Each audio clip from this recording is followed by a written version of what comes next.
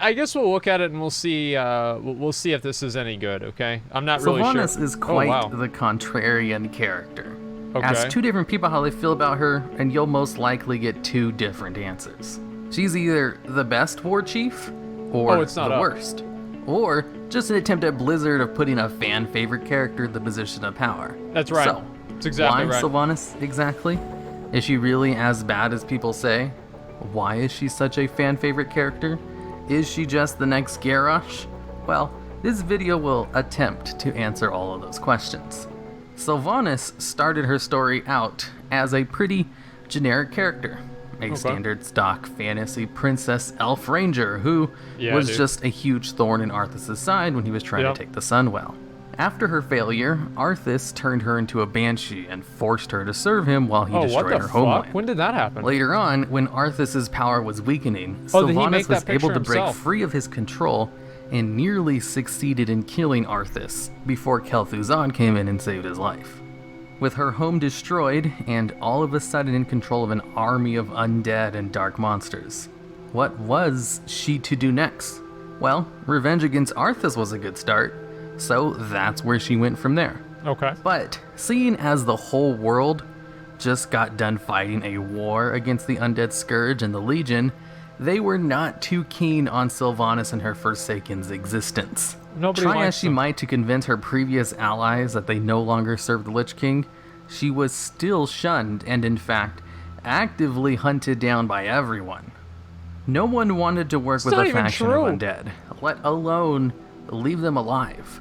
Sylvanas was constantly surrounded by enemies on all sides who saw her and her people's existence as something that needed to be eliminated. Yeah, fuck them. But luckily for her, the Horde took them in. The Tauren were sympathetic to their cause and convinced Thrall to allow them in the Horde. Big mistake. They tried joining with the Alliance. A lot of the people, if not nearly all of the undead, were once part of it, but that was never going to happen. Many of the undead still have living family in other parts of the world that never want to see them again. The existence of the undead is nothing but being constantly shunned and horrified at. Even other members of the Horde don't really like them, just kind of tolerate them and see them as disposable fodder to fight for them. That's about right. But they don't actively try to kill them, which was a good point. Being born into the world as an undead is being born into a world of enemies. In the undead starting zone, you're shown that all new Forsaken are given a choice. Join the Forsaken under Sylvanas, or go off on your own. Free to do whatever you want as long as it's not directly harmful to the Forsaken or their allies. Or to be killed again. Most undead choose to join Sylvanas. Honestly, there's not really a practical alternative choice in the matter. But there are others who choose to do other things. One of the undeads goes off on his own and forms a rebellion against the Forsaken, which you're then given quests to help put a stop to. He was given the freedom to choose what he wanted to do, and he chose to fight Sylvanas, which of course meant he had to be put down. This goes to show that undead aren't forcibly bound to Sylvanas and the Forsaken, as the rebellion had quite a few followers and wasn't just the one guy. Okay. And another undead decides to go back to her home to see her family. Oh, that was that girl. Things don't go well for her. Her family sentences her to death and sicks the rest of the Scarlet Crusade after her. But luckily for her, she happened to be an incredibly powerful shadow hunter and kills her captives and spends the rest of the zone hunting down her former allies. And even after you help her kill her father and get her revenge, she still chooses to not join the Forsaken. And the Forsaken let her go, because service is a choice. Life is incredibly hard for undeads, so joining Sylvanas is usually just their best bet. And the only undeads who manage to succeed on their own are almost always incredibly powerful on their own. Like Lillian Voss from the Undead Starting Zone, Alonis Fowl, a leader in the Priest Order Hall and the creator of the first Paladin. He's very dangerous. Meryl Fellstorm, a leader in the Mage Order Hall and an incredibly powerful mage in his own right with ties to Corona. And Gunther Arcanus, an undead lich who hangs out on his own island in the middle of the Terrasful Glades. Not part of the Forsaken, but also left completely to his own devices. All that to say, while Sylvanas leads the undead follow her willingly and are not forced like the Lich King. That's true. And because they choose to follow her, she tries her best to look out for them in their best interests. After all, she's in the same boat as them. When the Horde and the Alliance go to Northrend to deal with Arthas, Sylvanas obviously shows up and throws in her support. But then her own men betray her and the Horde at the Wrathgate. There he is. While Sylvanas does help put a stop to Putris and Varimathras, the betrayal still left a very sour taste in the mouth of the other Horde members who barely tolerated their existence in the first place. Things were not looking good for them, and losing the support of the Horde would be the end of them. And then, the Lich King was killed, with Sylvanas not playing a major role in it. Doing nothing. With the Lich King dead, she didn't really see a reason to keep on living. The entire world saw the undead as unnatural, and she didn't really disagree.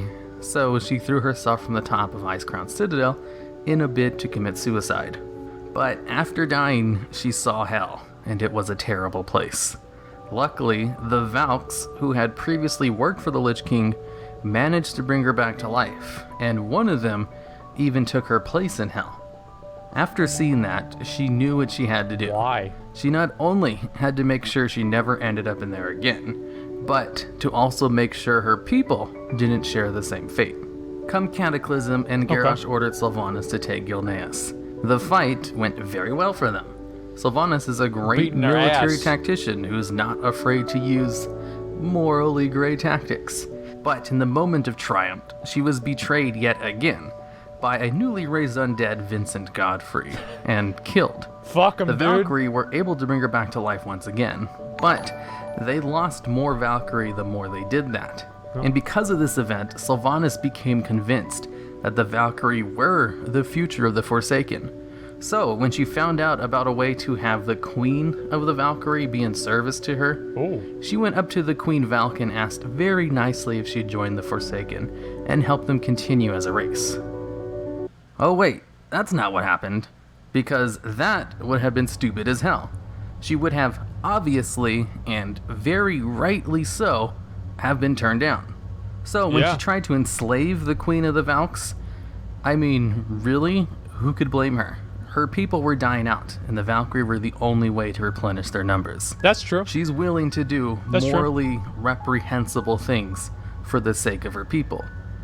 Not to diminish what she's doing, mind you, but it's not like she's doing things just for the sake of being evil. She's doing them for the good of her race's continued existence.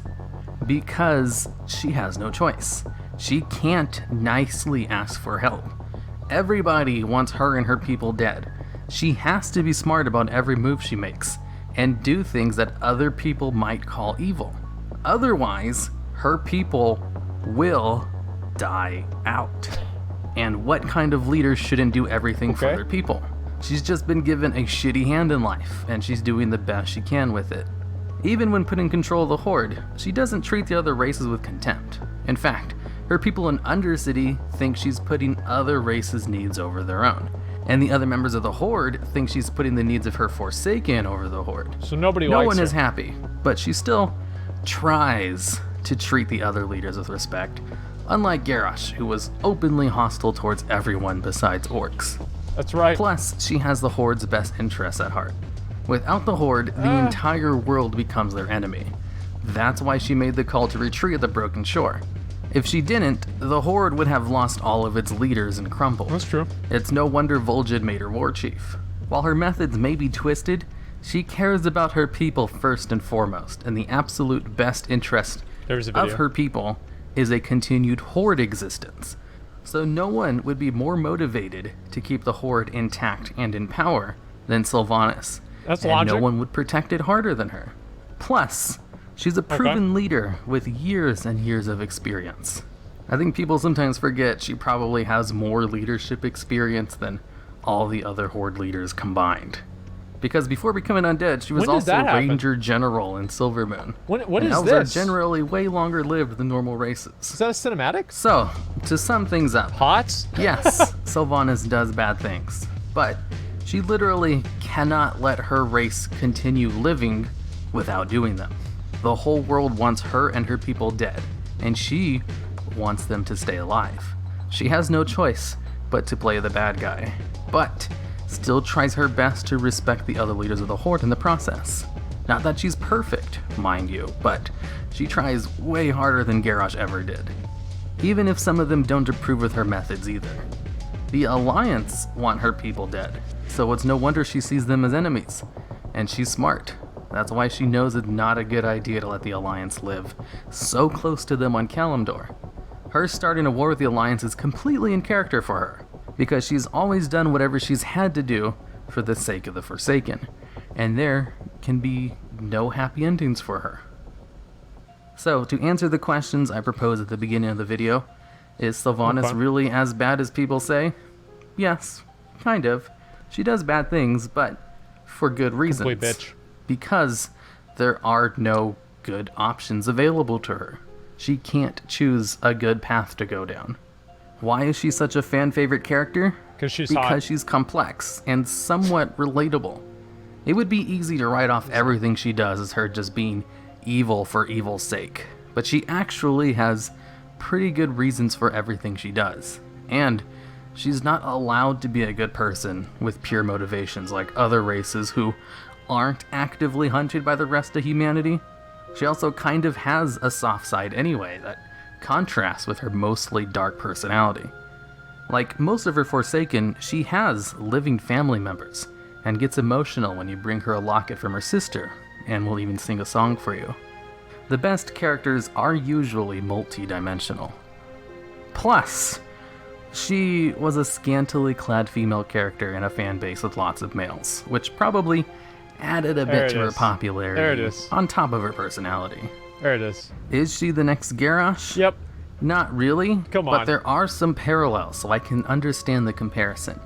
Garrosh wanted what he thought was the best for the Horde, which involved it being full of nothing but orcs. Sylvanas also wants what's best for the Horde, because the Horde is the only thing keeping her race from being wiped out. To this end, she wants cooperation from the other races, and doesn't want to get on their bad sides, which Garrosh did not care one bit about. But her methods of war against enemies are just as bad, if not worse in some instances. Even Garrosh didn't want to use the Plague, which Sylvanas has no problems using. But then again, Sylvanas was against the bombing of Theramore, which Garrosh thought was an excellent idea. So, like I said, lots of parallels, but at the very least, Sylvanas doesn't want to go all Orc Hitler on everybody, and doesn't think undeads are superior, and just wants them to be allowed to live in the world. Not corrupted, by the way. So, what do you think about Sylvanas? Did this video change your opinions about her, even if just a little bit? She's honestly a very interesting character with lots of story potential, and I can understand why people think she's evil. Because, after all, she does a lot of things that could be considered evil, but she does them for what she thinks are good reasons. No. That's alright. I don't know, man. I think, as I said, the main reason why people like her is because she's hot. Like, that is the main reason.